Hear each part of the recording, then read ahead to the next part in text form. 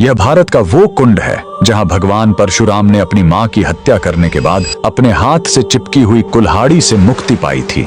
यह कहानी है महान ऋषि जमदग्नि और उनकी पत्नी पतिव्रता रेणुका की। कहते हैं रेणुका हर दिन नदी से कच्चे घड़े में पानी लाती थी और उनके सतीत्व के बल से वह घड़ा टूटता नहीं था। उनके 5 पुत्र थे जिनमें सबसे छोटे थे विष्णु अवतार परशुराम। एक दिन रेणुका ने नदी में कुछ गंधर्वों स्वर्ग के संगीतकार को जल क्रीड़ा करते देखा। उन्हें देखकर एक पल के लिए उनका मन मोह में पड़ गया और उसी क्षण उनके सतीत्व का बल टूटा और कच्चा घड़ा टूट गया। जब वो आश्रम लौटी तो ऋषि जमदग्नि ने अपने योग्य बल से जान लिया कि उनका मन भटक गया था।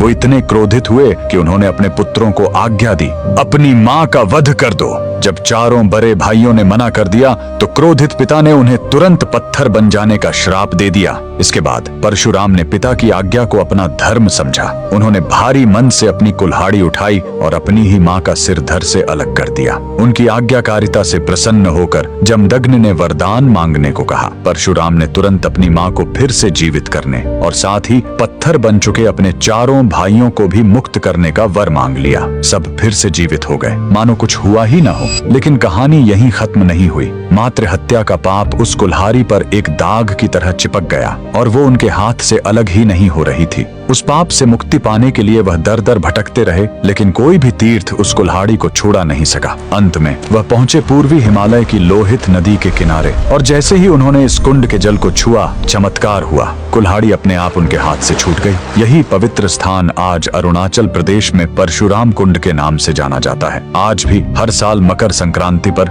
हजारों श्रद्धालु यहाँ इस विश्वास के साथ डुबकी लगाने आते हैं कि यह कुंड उनके सारे पापों को धो डालता है, ठीक वैसे ही जैसे इसने स्वयं भगवान परशुराम को पाप मुक्त किया था। भगवान परशुराम को दिल से मानने वाले सभी भक्त कमेंट्स में जय परशुराम जरूर लिखें।